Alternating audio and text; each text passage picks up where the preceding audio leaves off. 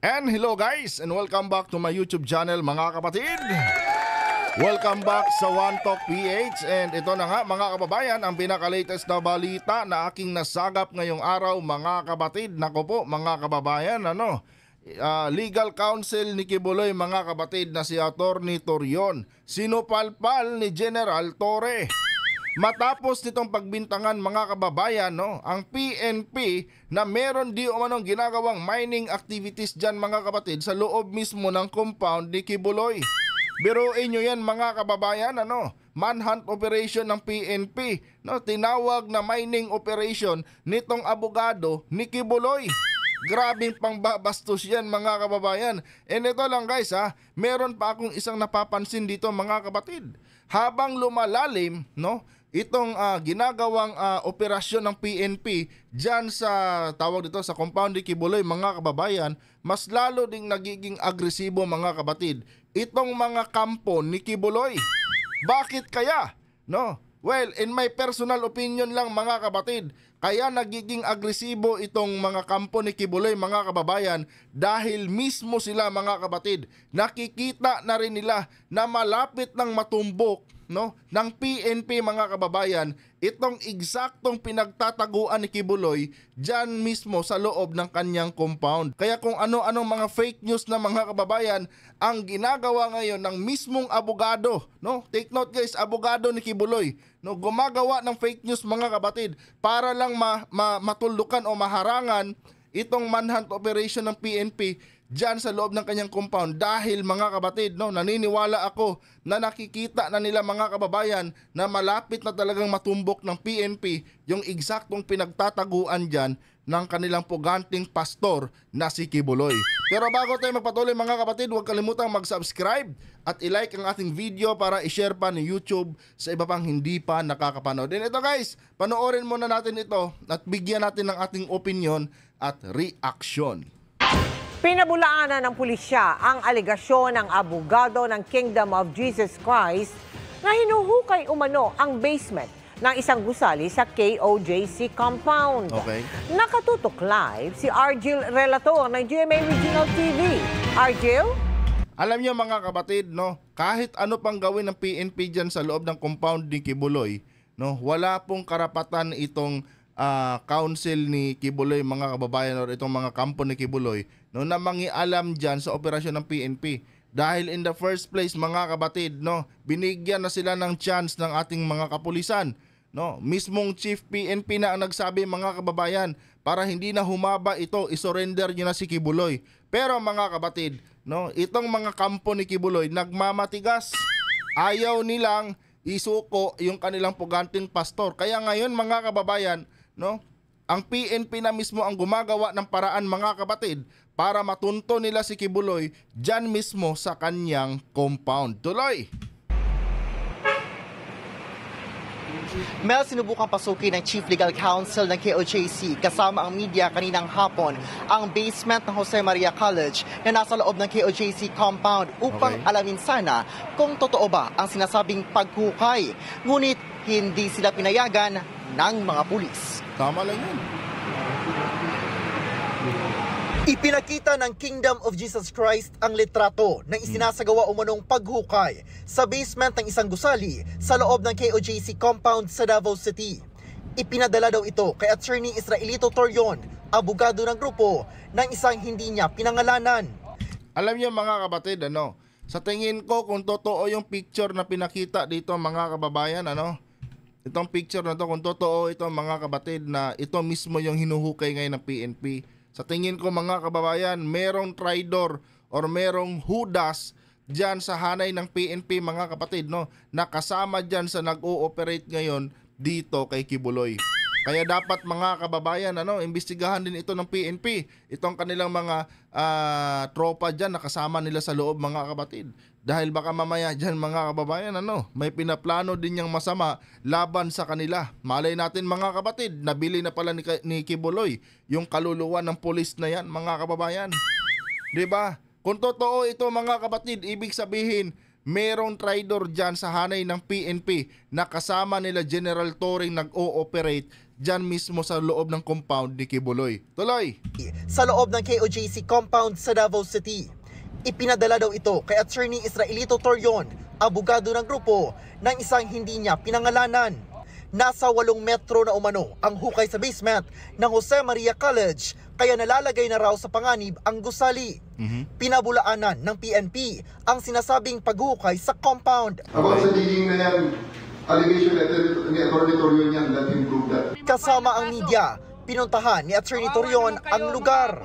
Allow us access to JMC basement. Ilang araw na ako nagre-request sa inyo ng confirmation kung totoo ba yung hukay na yan. Wala ding utak tong si Atty. Torion, mga kapatid, ano? Kung naniniwala siya, mga kababayan, na inosente si Kibuloy, no, sa mga aligasyon na binabato sa kanya, dapat, no, i-take niya yung chance na binibigay sa kanya ng Chief PNP. At ano yun, mga kapatid? I-surrender si Kibuloy ng matiwasay. 'Di ba? Ganon lang kasimple yon. Di sana walang mga ganitong kumusyon na nangyayari dyan sa inyong compound. 'Di ba? Di sana ngayon, no, masaya kayo diyan at tahimik kayo. Kasi ang gusto lang naman ng PNP, mga kababayan, no, si Kibuloy lang. No, wala namang intention ng PNP, mga kapatid, na umabot pa sa ganitong sa ganitong sistema. Ang problema lang, mga kababayan, nakikipagmatigasan sila. And si Kibuloy, mga kapatid, no, high profile 'yon na kriminal na hinahunting ng ating batas at hinahunting ng bansang Amerika. Kaya dapat lang, mga kababayan, na gawin ng PNP lahat ng kanilang pwedeng gawin dyan para mahuli itong si Kibuloy, dahil napakadelikadong tao si Kibuloy, mga kapatid. No, hanggat hindi pinatunayan ni Kibuloy na inosente siya sa mga aligasyon na yan, no, mananatili sa isipan ng mga Pilipino na napakadelikado niyang klaseng tao. No, doon pa lang, mga kababayan, sa kanyang mga kinakaharap ngayon na kaso, mga kapatid, no, makikita natin doon kung anong klase si Kibuloy. Well, magbabago lang yung pagtingin natin kay Kibuloy, mga kababayan, pag napatunayan na ni Kibuloy, no, sa harap ng korte na inosente siya at hindi totoo yung mga aligasyon na binabato sa kanya. Pero hanggat nagtatago siya, mga kapatid, no, hindi magbabago ang tingin ng tao sa kanya, no, at talagang i-consider talaga siyang isang napakadelikado at high profile na kriminal. Tuloy! Hanggang ngayon, hindi kayo nag-answer. Sinubukan niyang pumasok sa basement pero hinarang ng pulis ang grupo. Ang hawak ng inyong mga opisyalis, arrest warrant lang. Hindi po yan search warrant. Wala kayong karapatan na mag-conduct ng mining operations dyan. O, di ba? Wala kayong karapatan na mag-conduct ng mining operation. Di ba? Saan mo kinuha yung mining operation na yan, attorney? Di ba? Abogado ka, gumagawa ka ng fake news. Oh, hindi mo pwedeng pagbintangan yung mga pulis na yan, no, na gumagawa di umano ng mining operation hanggat wala kang ebidensya na magpapatunay na mining operation yung ginagawa ng PNP dyan. Di ba? Alagad ka pa naman ng batas, pero bakit parang wala kang alam sa batas? Di ba? At ano ang pakialam mo sa ginagawa ng PNP dyan? Diba? Labas ka na dyan, attorney. Sabi mo nga hanggang abogado ka lang hanggang legal advice lang ang pwede mong ibigay sa kay Kibuloy, diba? Yan ang sabi mo noong nakaraang hearing sa Senado. Oh, bakit ngayon pati operasyon ng PNP tila yata sinasaklaw mo na? No? At nagpapakalat ka pa ng fake news. Anong ibig sabihin yan, attorney? Iba yung sinasabi mo sa hearing ni Bato at sa ginagawa mo ngayon dyan sa operasyon ng PNP sa Davao. Di ba? Abogado ka lang naman pala Oh, bakit pinapakialaman mo ang operasyon ng PNP dyan? Sabi mo noong sinabihan ka ni Marbil, no, nakausapin mo na lang si Kibuloy. Di ba? Anong sabi mo nun, attorney? Abogado lang ako at wala akong kapangyarihan na pasukuin yung aking kliyente. Oh, abogado ka lang pala. Bakit nangingialam ka, no, sa mga ganyang bagay dyan na ginagawa ng mga tagapagpatupad ng batas? Dapat wala kang pakialam dyan, attorney. Hayaan mo ang PNP dyan. Ngayon, kung may mga lapses kayong nakita dyan, di mag-file kayo ng kaso. Oh, kasi trabaho mo yun Abogado ka Oh. doon ka na lang bumawi, no? Sa pag-file ng kaso pag may nakita kayong lapses diyan, no? Pero hangga't hindi pa tapos ang PNP diyan, huwag ka nang mangialam, attorney. 'Di ba? Kasi masyadong halata. 'Di ba? Masyadong halata na talagang pinoproteksyonan niyo si Kibuloy, no, na mahuli ng batas. Oh. At yung pagiging agresibo nyo, no, nangangahulugan lang yan na malapit na talagang matunton ng PNP yung eksaktong lokasyon dyan ni Kibuloy sa kanyang mismong compound. Oh, ganon lang yun kasimple, Attorney Torion. Naku, parang mas may alam pa ako sa attorney, ha? Di ba? Abogado ka, pero yung ginagawa mo parang hindi ka abogado, eh. Parang kang abogago, eh. Tuloy! Paglabas ng team leader, Pag masaktan ako dito, bayaran ko kayo ng kaso, ha? Oh, di ba? Nananakot ka pa. Ginagamit mo pa yung pagkaabogado mo. Di ba? Kung masasaktan ka dyan, eh, kasalanan mo yon, attorney. Hindi ka naman talaga dapat nandyan, pero nandyan ka, eh. O ngayon, pag nasaktan ka dahil bawal nga kayo dyan, hindi kasalanan mo yon. Huwag yung tatakutin mo pa yung mga pulis. Di ba? Talagang masyado ka lang mapapil. No, masyado ka lang paepal dyan sa ginagawa ng kapulisan natin. No. Eh kung sundin nyo na lang yung pakiusap ni General Marbil sa inyo na isuko nyo na lang si Kibuloy, di sana walang mga ganyang na nangyayari dyan ngayon sa inyong compound. Diba? Walang mga ganyang kadaming pulis ngayon dyan. Kanya nga lang matigas kayo, eh. No. Ibig sabihin yan, guilty ang iyong kliyente. Kaya ayaw niyang humarap sa batas dahil natatakot siya, no, na makulong. Kasi nga maging siya mismo, no, alam niya siguro na guilty talaga siya sa kanyang mga ginawang krimen. Tuloy! Pag masaktan ako dito, Hindi naman kami nagpipilit dito. Oh. Dito Ha? lang kami. Nakatayo lang kami dito, ha? Huwag niyo ako itulak. sa isang pahayag, ipinunto ni Attorney Torion na hindi pa rin nakikita ng PNP ang sinasabing tunnel matapos ang 11 araw ng paghukay. Kaya wala umanong basehan at haka-haka lamang ang paniwala ng PNP na naroon ang hinahanap nilang si KOJC founder, Pastor Apollo Kibuloy. Oh, para mas mabilis, no? Para mas mabilis makita ng PNP yung kanilang hinahanap diyan, attorney, huwag nyong guluhin. Oh. Paano nila makikita yung hinahanap nila? Eh, nandyan kayo lagi. Nakaharang. No? Tapos, winawater cannon nyo pa. No? Yung mga kapulisan dyan. Huwag kayong mangialam. Hayaan nyo ang PNP, no? Kung ano yung gusto nilang gawin dyan sa loob ng Kingdom of Jesus Christ. No? Hanggang sa mahuli nila yung si Kibuloy. Ngayon, kung may nakita kayong lapses, attorney ka naman, pwede ka nga mag-file ng kaso laban dito sa PNP. Diba? Wala namang pumipigil sa iyo na bawal kang mag-file ng kaso, eh. No? Ang gusto lang naman sana nila General Torre dyan, attorney, no, na wag muna kayong umepal dyan. Hayaan nyo muna sila. No? I-record nyo na lang kung ano yung mga damage na ginawa ng PNP dyan at magkasingilan na lang kayo pagdating sa dulo. Diba? Kung sino yung gusto yung filean ng kaso, filean nyo na lang.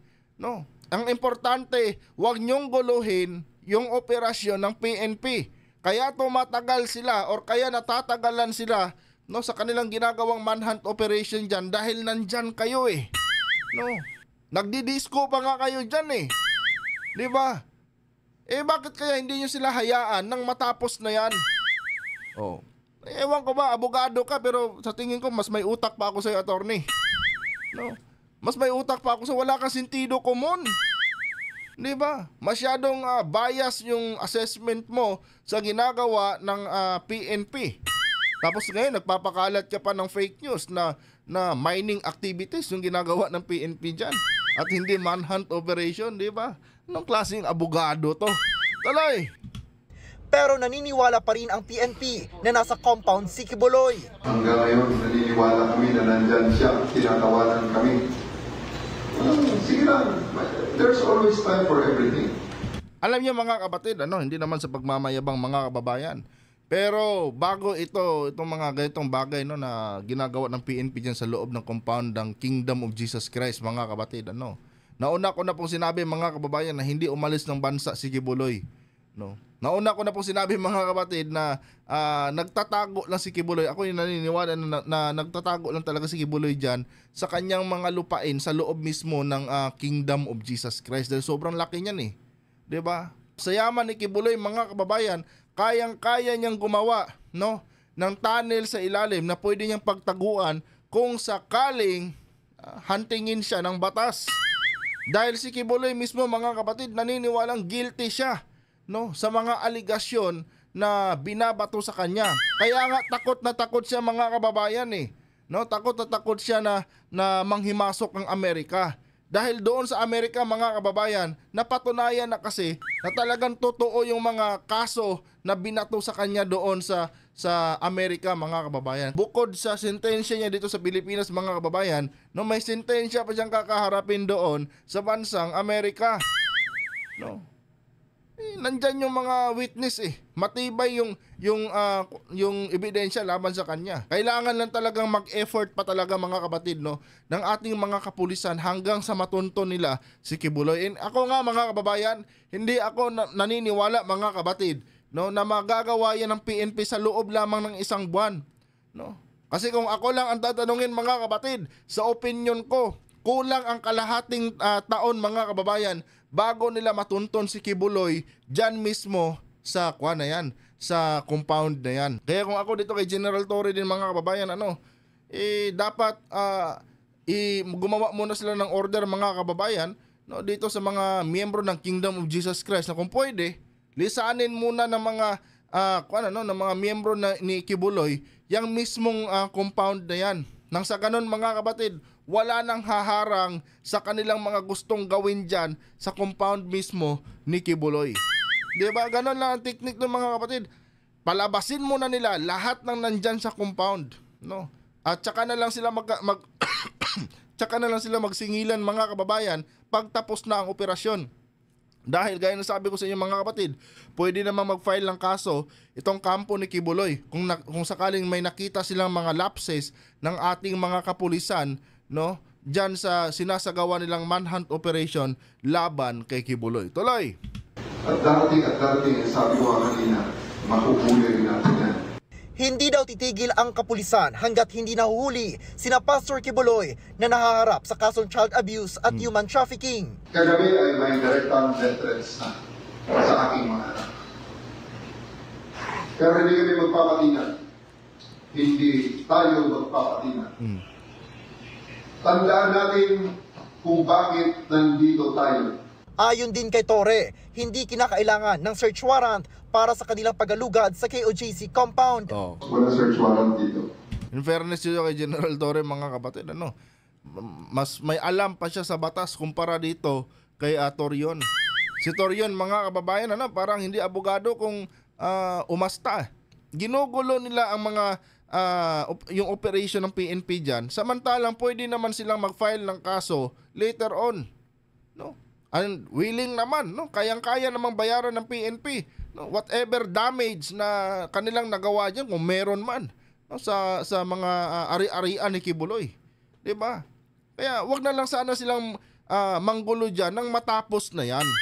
Kaya humahaba 'yan dahil sila mismo, no, siya mismo bilang abogado walang utak, nangingialam sa hindi naman niya trabaho. 'Di ba? Ganun lang kasimple 'yun eh. No? Parang si General Torre patuloy yung abogado ngayon. 'Di ba? Kasi si General Torre never talaga mga babayan never talaga binawi yung kanyang mga desisyon. Ibig sabihin, sigurado itong si General Torre na nasa tama siya, no, at mali itong mga ginagawa ng kampo ni Kibuloy. Kaya kudos dito kay General Torre. No, saludo ako sa kanyang katapangan mga kababayan. Tuloy. Ang search warrant ay para sa bagay at kontrabando. Wala kaming sinasabi na may kontrabando sa loob ng KOJC. Di ba? Ang search warrant, para lang yan sa mga bagay, mga kapatid, tulad ng mga shabu, di ba? Mga illegal na mga kontrabando, yun. No? Si Kibuloy, hindi naman siya bagay eh. Tao si Kibuloy. Di ba? Tao si Kibuloy, mga kapatid. Kaya hindi kailangan ng search warrant. Magaling talaga si General Torre mga kababayan, no? At least ngayon alam na natin na ang search warrant para lang yan pala sa mga bagay, mga kapatid. Ano? Kung meron kang gustong hanaping bagay, halimbawa mga ninakaw na mga cellphone, mga laptops, no, or mga illegal na droga, no, diyan pwedeng gamitin ang search warrant. Pero yung ginagawa ng kapulisan ngayon na pagpasok nila diyan, hindi na nila kailangan ng search warrant, mga kapatid.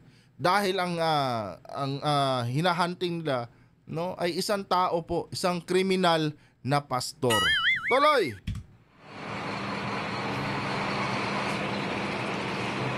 Ngayong hapon ay nagbigay ng anunsyo ang So hanggang dito na lang pala ito, mga kababayan, ano? Nako. Ewan ko ba dito kay Torion, mga kapatid, no? Parang hindi abogado, mga kababayan. Search warrant lang, hindi pa alam. Di ba? Mabuti pa ito si General Torre, mga kapatid.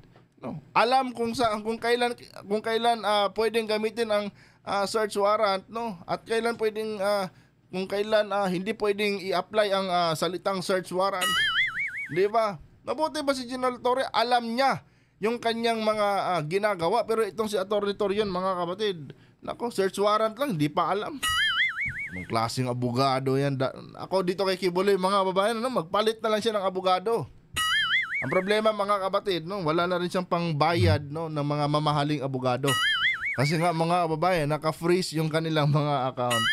Anyway, mga kapatid, hanggang dito lang tong video na ito.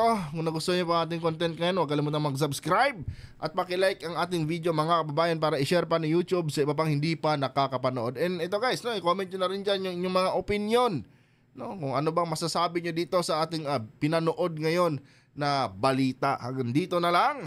Adios.